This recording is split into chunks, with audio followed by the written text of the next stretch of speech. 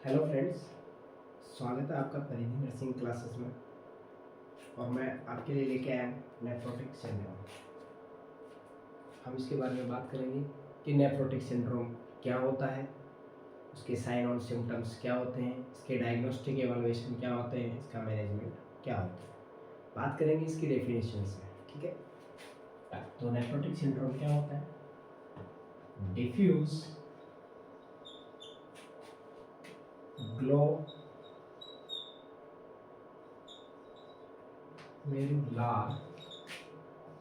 damage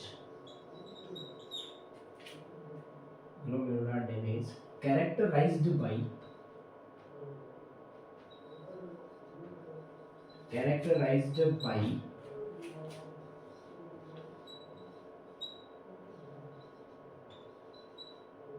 proteinuria, दूसरा हाइपोएल्बुमिनेमिया, तीसरा है हाइपरलिपिडेमिया और फोर्थ पॉइंट होगा इडीमा। ठीक है, मतलब किसी भी ईटियोलॉजी के कारण, किसी इंजरी के कारण ग्लोमेरुलर का डैमेज हो जाना। एग्जांपल के एक डायग्राम से समझाता हूँ आपको।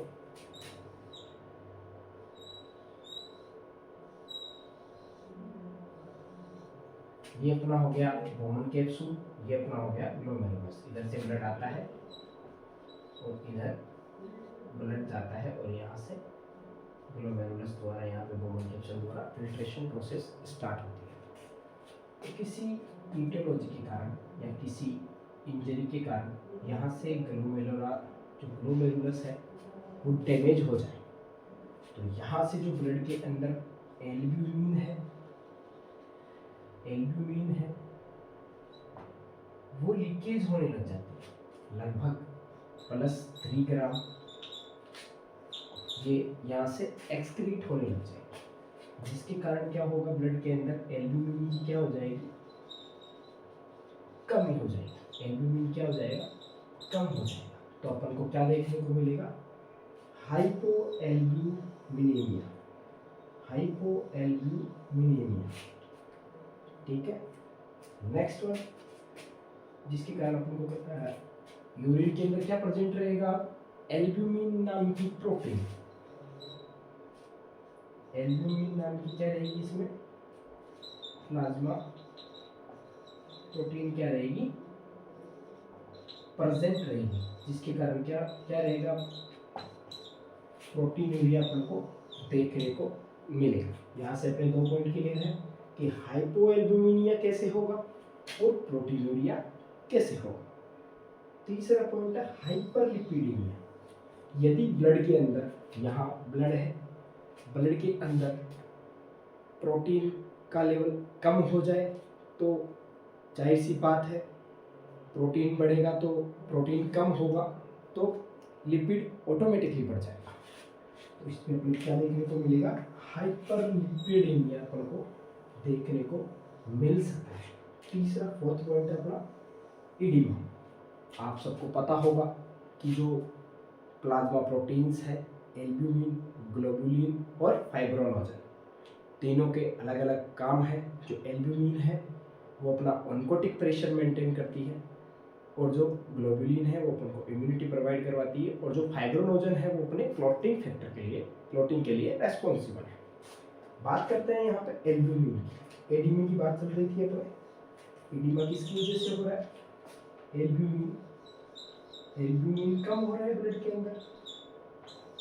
एल्ब्यूमिन कम होगा तो एल्ब्यूमिन का फंक्शन क्या है, oncotic pressure, maintain oncotic pressure. तो जाहिर सी बात है एल्ब्यूमिन कम होगा तो ऑन्कोटिक प्रेशर भी क्या होगा, कम होगा। और यदि ऑन्कोटिक प्रेशर कम होगा तो जो हाइड्रोस्टैटिक प्रेशर है वो क्या हो जाएगा, बढ़ जाएगा। और जब ऐसी कंडीशन जब बॉडी में आती है कि ऑनकोटिक प्रेशर कम हो जाए और हाइड्रोस्टेटिक प्रेशर बढ़ जाए तो अपन को क्या देखने को मिलेगा, एडिमा देखने को मिलेगा। कौन से प्रकार का, तो पिटिंग प्रकार का अपन को एडिमा देखने को मिलेगा। तो क्या मैं ये बोल सकता हूँ कि जो एडिमा होगा वो पिटिंग टाइप का होगा, तो जवाब है हाँ बिल्कुल, ये क्या होगा, पिटिंग प्रकार का होगा। अब इसमें ये भी पता होना चाहिए कि ये ऑनकोटिक प्रेशर क्या है और ये हाइड्रोस्टेटिक प्रेशर क्या है। मैंने नाम तो लिख दिया कि ऑनकोटिक प्रेशर मेंटेन करता है, ये हाइड्रोस्टेटिक प्रेशर कम हो जाए ज़्यादा हो जाए, लेकिन इसके बारे में पता होना चाहिए कि ये ऑनकोटिक प्रेशर कहाँ से आता है और ये हाइड्रोस्टेटिक प्रेशर कहाँ से आता है। तो इसके बारे में मैं थोड़ा सुपरफिशियली इंट्रोडक्शन करवा देता हूँ इनका। जो प्लाज्मा प्रोटीन्स है, सही से लिख देते हैं इसको अच्छे से,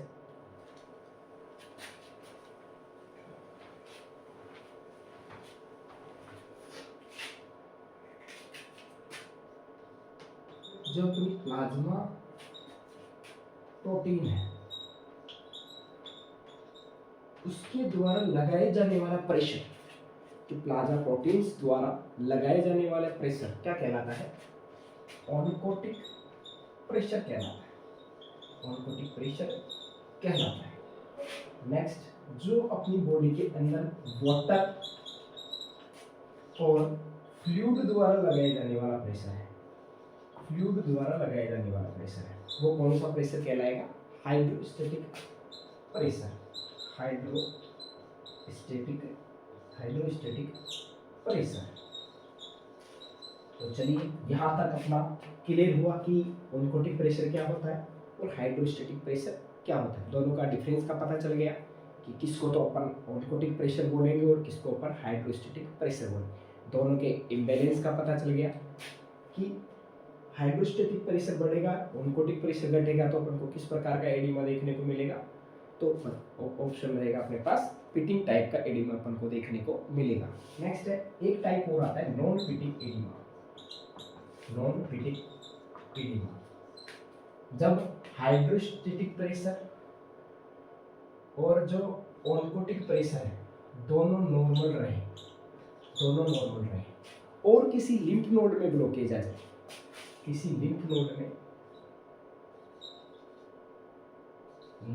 के अंदर क्या आ जाए, ब्लॉकेज आ जाए, तो वहां पे किस प्रकार का देखने को मिलेगा, नॉन पिटिंग टाइप एडिमा देखने को मिलेगा। नॉन पिटिंग टाइप एडिमा अपन को देखने को मिलेगा। चलिए अपन ने यहाँ पे नॉन पिटिंग का भी क्लियर कर लिया है। तो यहाँ से जो एडिमा के टाइप है वो मैंने क्लियर करवा दिए हैं। एडिमा दो प्रकार के होते हैं, पिटिंग टाइप और नॉन पिटिंग टाइप, ठीक है। वैसे जर्नलाइज्ड भी होता है, जो पूरी बॉडी में है वो जर्नलाइज्ड होता है, और एक होता है लोकलाइज्ड, जो पर्टिकुलर एक जगह पे हो वो कहलाता है लोकलाइज्ड, ठीक है। यहाँ पे अपने जो डेफिनेशन है और इसके कैरेक्टरिस्टिक्स है वो अपने यहाँ पे क्लियर होते हुए एक बार दोबारा से फिर से मैं रिवीजन करवा देता हूँ। क्या होता है नेफ्रोटिक सिंड्रोम, तो अपन इसकी डेफिनेशन के बारे में बताया। जो नेफ्रोटिक सिंड्रोम है, ग्लोमेरुलर का डैमेज हो जाए जिसके कारण अपन को यूरिन के अंदर अपन को प्रोटीनूरिया देखने को मिले, हाइपो ब्लड के अंदर एल्ब्यूमिन की कमी हो जाए, लिपिड्स बढ़ जाए और बॉडी के अंदर अपन को एडिमा देखने को मिले। अच्छा, यहाँ पे एडिमा अपन को कहाँ पे फर्स्टली अपीयर होगा, यहाँ से क्वेश्चन पूछ लिया जाता है कि जो एडिमा है वो कहाँ से शुरू होगा। तो ऑप्शन रहेगा इसमें periorbital cavity, periorbital cavity. इसके अंदर फर्स्टली क्या होगा, जो एडिमा है वो अपीयर होगा। एडिमा कहाँ अपीयर होगा, फर्स्टली जो पेरी ऑर्बिटल कैविटी है, किस प्रकार का होगा। तो ऑप्शन रहेगा जर्नलाइज्ड एडिमा, जर्नलाइज्ड एडिमा। और किस प्रकार का होगा, तो बात होगी pitting type oedema, pitting type oedema. यदि ये सब पेशेंट के अंदर ये सब लक्षण दिखाई दे रहे हैं तो हम उससे आइडेंटिफाई कर सकते हैं कि इसको नेफ्रोटिक सिंड्रोम पाया गया है। नेक्स्ट बात करते हैं इसके साइन और सिम्टम्स के बारे में।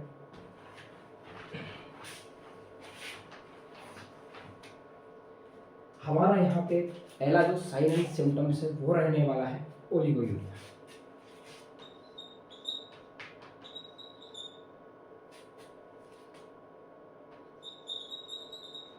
ओलिगोयूरिया, अब बॉडी के अंदर ओलिगोयूरिया होगा, यूरिन कम बनेगा तो बॉडी के वेस्टेज में भी बढ़ोतरी होगी। तो यदि ओलिगोयूरिया होगा तो ब्लड यूरिया नाइट्रोजन क्या हो जाएगा, बढ़ जाएगा, ब्लड यूरिया नाइट्रोजन भी बढ़ जाएगा। यदि बॉडी के अंदर ब्लड यूरिया नाइट्रोजन बढ़ेगा तो जाहिर सी बात है यूरिक एसिड लेवल भी बढ़ जाएगा। तो तीसरा अपना पॉइंट आ जाएगा increase uric acid level, uric acid level. यदि यूरिक एसिड बढ़ेगा बॉडी के अंदर, जाहिर सी बात है क्रिएटिन भी बढ़ेगा। Increase creatine level, increase creatine level. यदि बॉडी के अंदर यूरिक एसिड भी बढ़ रहा है, ब्लड यूरिया नाइट्रोजन भी बढ़ रहा है, क्रिएटिन लेवल भी बढ़ रहा है, तो क्या जो लैक ऑफ कॉन्शियसनेस है वो क्या कम होगी? तो जवाब है हाँ, जो लैक ऑफ कॉन्शियसनेस है वो क्या हो जाएगी, कम हो जाएगी। लैक ऑफ कॉन्शियसनेस क्या हो जाएगी, कम हो जाएगी। नेक्स्ट 6 पॉइंट है, यदि लैक ऑफ कॉन्शियसनेस कम हो जाएंगी तो क्या पेशेंट गिर सकता है? तो हाँ, गिर सकता है पेशेंट। तो fall risk for injury, risk for injury भी अपन को इसमें चांसेस बन जाते हैं कि पेशेंट को इंजरी भी हो सकती है। नेक्स्ट है, क्या इसका इम्यून सप्रेस हो जाएगा? बॉडी के अंदर इतने वेस्ट बढ़ेंगे तो रिस्क फॉर इन्फेक्शन भी इसका क्या है, एक साइन एंड सिम्टम्स है। रिस्क फॉर इन्फेक्शन,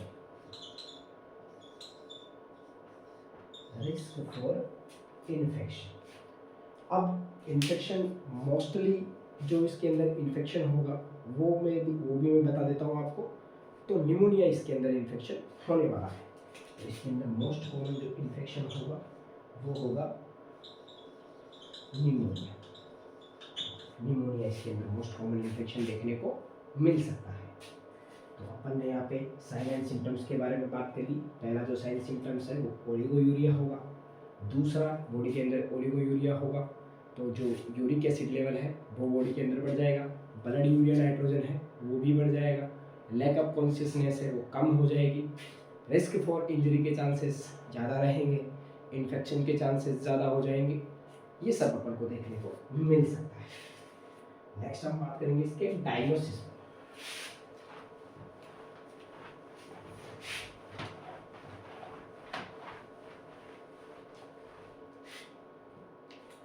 नेक्स्ट और अपन बात करेंगे इसके डायग्नोसिस में, डायग्नोस्टिक इवैल्यूएशन में। हमेशा पहला डायग्नोसिस रहेगा अपना हिस्ट्री कलेक्शन और फिजिकल एग्जामिनेशन। अपन इसको जो पहला अपना डायग्नोसिस की स्टेप्स है उसके अंदर अपना पहला डायग्नोसिस रहता है हिस्ट्री कलेक्शन। पहला अपन लिख देते हैं हिस्ट्री कलेक्शन और दूसरा रहेगा फिजिकल एग्जामिनेशन। और क्या क्या कर सकते हैं अपन यहाँ पे, तो जो साइन एंड सिम्टम्स है उन्हीं के आधार पे अपना डायग्नोस्टिक इवैल्यूएशन यहाँ पे अपना होने वाला है। तो जो आगे वाला अपना रहेगा वो रहेगा blood urea nitrogen, blood urea nitrogen check करेंगे कि इसका लेवल कितना है, ये लेवल ही ज़्यादा है कम है क्या है। नेक्स्ट अपन serum creatine level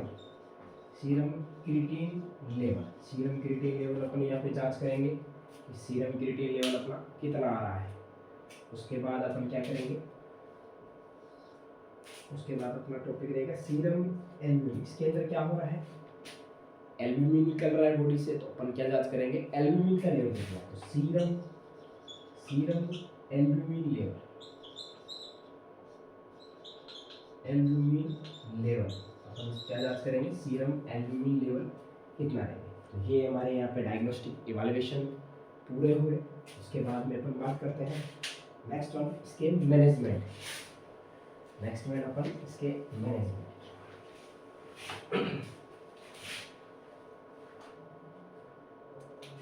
next one अपन इसका क्या रहेगा, मैनेजमेंट। अब मैनेजमेंट में क्या रहेगा, तो मैनेजमेंट के अंदर फर्स्ट वन अपन देंगे कॉर्टिकोस्टेरॉइड्स। अपन इसमें दे सकते हैं, क्या दे सकते हैं, कॉर्टिकोस्टेरॉइड्स। कॉर्टिकोस्टेरॉइड्स अपन इसमें स्टेरॉइड्स अपन क्या कर सकते हैं, इसमें दे सकते हैं। डैमेज हुआ है, प्रोटीनूरिया है, पहले चेक इसमें प्रायोरिटी नर्सिंग एक्शन रहेगा अपना, पहले प्रोटीनूरिया है, इसमें पीएनआर अपन रहेगी प्रोटीनूरिया। प्रोटीनूरिया रहेगा इसमें, यदि पेशेंट को प्रोटीनूरिया है तो अपन कॉर्टिकोस्टेरॉइड्स इसमें एडमिनिस्टर कर सकते हैं। सेकंड अपना रहेगा एडिमा हो रहा है, फ्लूइड कलेक्शन हो रहा है, तो अपन जाहिर सी बात है प्रूसेनामाइड हम इसमें डाययूरेटिक्स चला सकते हैं। डाययूरेटिक्स अपन क्या कर सकते हैं, दे सकते हैं। डाययूरेटिक्स अपन इसमें दे सकते हैं। इसके अंदर कौन सा देंगे, फ्रूसेमाइड। फ्रूसेमाइड अपन इसमें दे सकते हैं।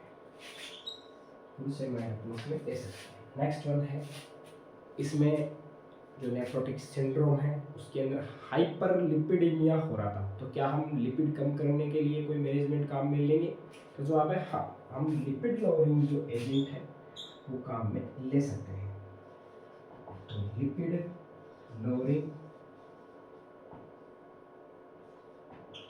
लोअरिंग एजेंट्स अब क्या कर सकते हैं, काम में ले सकते हैं। नेक्स्ट अपना रहेगा इसके अंदर, जैसे कि इसके अंदर लिपिड लोअरिंग एजेंट्स, माफ कीजिए मार्कर में शाही खत्म हो गई थी।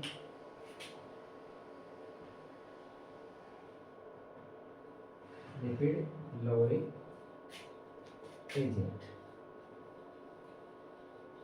एजेंट्स अब क्या कर सकते हैं, काम में ले सकते हैं। हमने पढ़ा था इसके अंदर जो हाइपो एल्बुमिनिया हो रहा था, तो क्या हम एल्बुमिन चढ़ा सकते हैं, तो जवाब है हाँ, हम चढ़ा सकते हैं। क्या दिक्कत है, हाइपो एल्बुमिनिया है तो एल्बुमिन प्लाज्मा एक्सपेंडिचर है वो हम इसमें चढ़ा सकते हैं। तो प्लाज्मा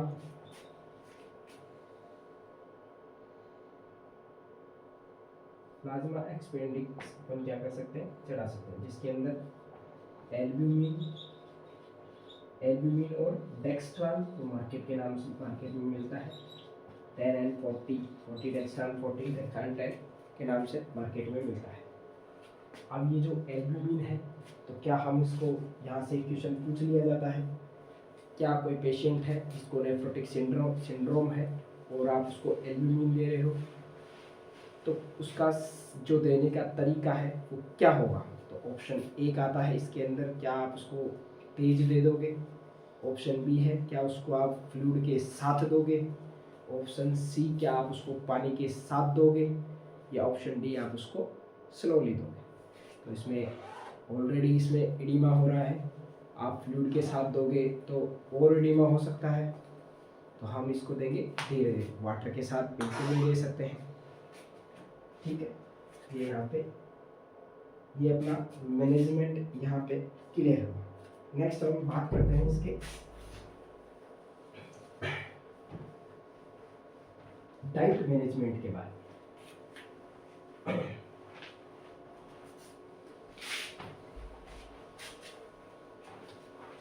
इसके डाइट क्या रहने वाली है, कोई नेफ्रोटिक पेशेंट है, उसको हम डाइट क्या प्रेस्क्राइब करेंगे, तो डाइट के अंदर अपना क्या रहेगा, पहले ही किडनी इतना काम कर रही है, फ्लूइड क्या कर देंगे, कम कर देंगे, तो फ्लूइड इनटेक क्या कर देंगे हम इसमें, decrease fluid intake, fluid intake क्या कर देंगे, कम कर देंगे। दूसरा अपन क्या करेंगे, सोडियम रेस्ट्रिक्शन, हालांकि पूरा बंद तो नहीं कर सकते, लेकिन थोड़ा बहुत क्या कर देंगे इसमें, रेस्ट्रिक्शन कर देंगे, तो सोडियम रेस्ट्रिक्शन डाइट कर देंगे, sodium restriction diet. Next one, body के अंदर ब्लड यूरिया नाइट्रोजन बढ़ रहे हैं, यूरिक एसिड्स बढ़ रहे हैं, तो हम क्या करेंगे, प्रोटीन का जो लेवल है वो भी क्या कर देंगे, कम कर देंगे। तो जो प्रोटीन इंटेक है वो भी कम कर देंगे, protein intake decrease protein intake.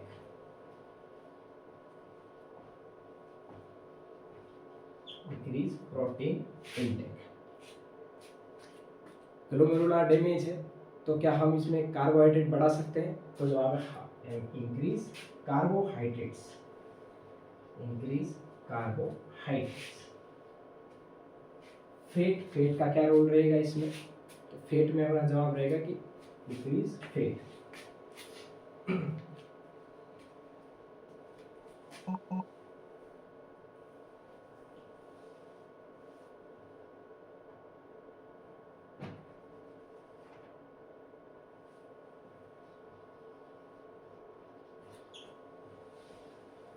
Next one इसमें है आयरन सप्लीमेंट्स भी हम इसमें दे सकते हैं, क्योंकि एल्ब्यूमिन प्रोटीन घट रही है, एडिमा हो रहा है, तो इसमें क्या करेंगे अपन, आयरन सप्लीमेंट्स इंक्रीज करेंगे। आयरन सप्लीमेंट्स क्यों इंक्रीज करेंगे, क्योंकि जब ग्लोमेरुलर डैमेज होगा तो यहाँ पे बीटा ट्रांसफेरिंग नाम से जो क्लोटिंग फैक्टर्स हैं वो निकल जाते हैं, जिसके कारण कोगुलोपैथी या आयरन डिफिशिएंसी एनीमिया देखने को मिल सकता है। तो उस कमी को दूर करने के लिए अपन आयरन सप्लीमेंट्स यहाँ पे अपन एडमिनिस्टर कर सकते हैं। आयरन सप्लीमेंट्स अपन क्या कर सकते हैं, एडमिनिस्टर कर सकते हैं। ये हमारा डाइट प्लान रहेगा, दोबारा से बता देता हूँ एक बार फिर से। हम फ्लूइड कम कर देंगे, क्योंकि ऑलरेडी बॉडी के अंदर फ्लूइड है, यदि अपन फ्लूइड और देंगे तो एडिमा और ज़्यादा हो जाएगा। सोडियम रेस्ट्रिक्शन डाइट देंगे, यदि सोडियम ज़्यादा देंगे तो फ्लूइड का रिटेंशन होगा और एडिमा और ज़्यादा हो जाएगा। प्रोटीन, पहले ही बॉडी के अंदर ब्लड यूरिया नाइट्रोजन बन रहा है, यूरिक एसिड्स बढ़ रहे हैं, क्रिएटिन बढ़ रहा है, और अपन ज़्यादा प्रोटीन देंगे तो यूरिया और बढ़ेगा, जिसके कारण कंडीशन और क्रिटिकल हो सकती है। तो अपन प्रोटीन इंटेक क्या कर देंगे, कम कर देंगे, कार्बोहाइड्रेट बढ़ा देंगे, आयरन जो सप्लीमेंट्स है वो बढ़ा देंगे, क्योंकि ग्लोमेरुलर डैमेज के कारण जो आयरन के अंदर ट्रांसफेरिंग नाम से प्रोटीन है वो कम हो जाएगी, जिसके कारण आयरन डिफिशिएंसी एनीमिया देखने को मिल सकता है। उसकी पूर्ति करने के लिए अपन आयरन सप्लीमेंट्स बढ़ा देंगे। नेक्स्ट बात करते हैं अपन इसका नर्सिंग मैनेजमेंट, ये अपना डाइट मैनेजमेंट हो गया। नेक्स्ट अपना नर्सिंग मैनेजमेंट।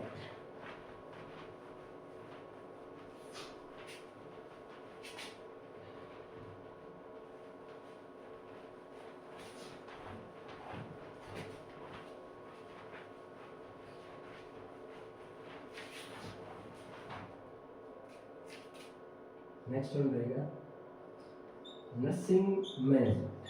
नर्सिंग मैनेजमेंट क्या रहेगा, तो हमारा यहाँ पे हाईएस्ट प्रायोरिटी पे जो नर्सिंग इंटरवेंशन रहेगा वो रहेगा intake output chart maintain, IO chart भी जिसे बोलते हैं, intake output chart maintain, intake output chart maintain करेंगे अपन।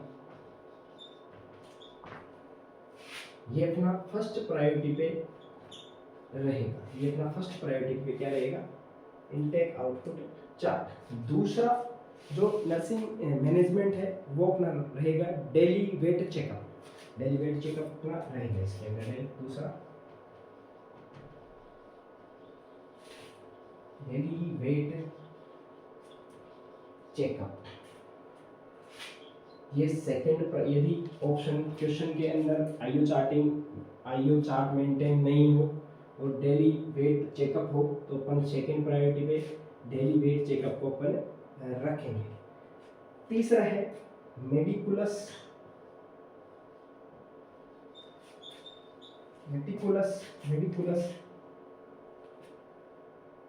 सॉरी ये मेटिकुलस है, meticulous skin care provide, meticulous skin care provide,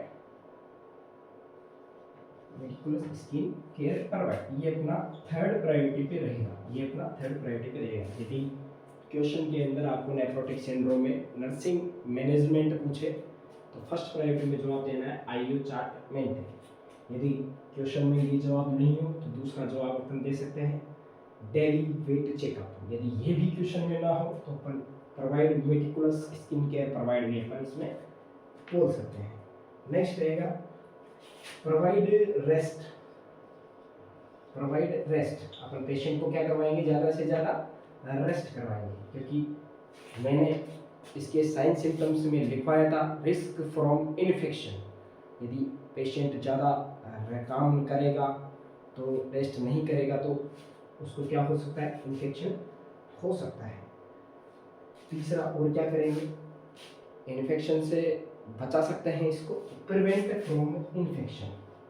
prevent from infection, infection से क्या करेंगे, प्रिवेंट करेंगे। इन्फेक्शन से प्रिवेंट के बाद और क्या कर सकते हैं इसके अंदर, अपने साइन एंड सिम्टम से एक और चीज पढ़ी थी रिस्क फ्रॉम इंजरी, तो प्रिवेंट फ्रॉम फॉल, गिरने से इसको बचा सकते हैं। तो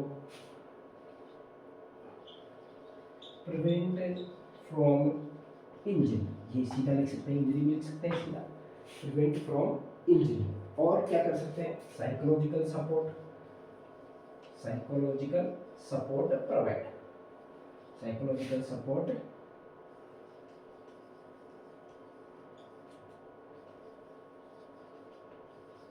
प्रोवाइड। तो क्या करेंगे, साइकोलॉजिकल सपोर्ट प्रोवाइड करवाएंगे। ये हमारे नर्सिंग मैनेजमेंट था। उसके बाद में हमारे कॉम्प्लिकेशंस आते हैं।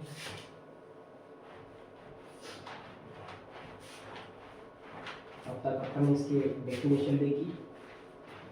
नेक्स्ट वन होते हैं कॉम्प्लिकेशंस।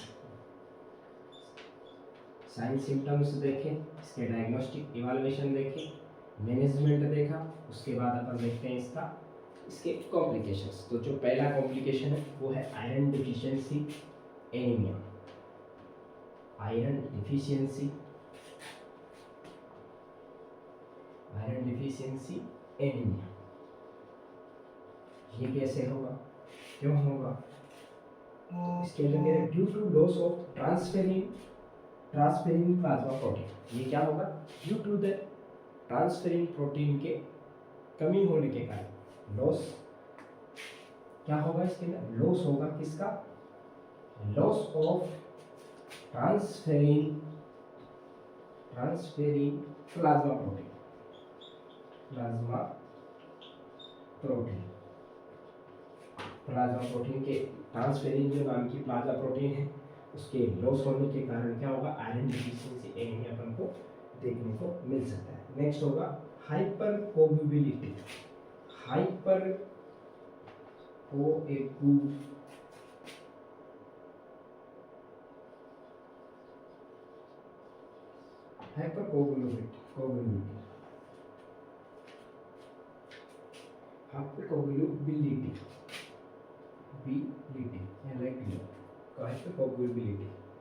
ये कैसे देखने को मिलेगी, इसके अंदर क्या होगा, loss of anti thromboplastin, anti thrombin,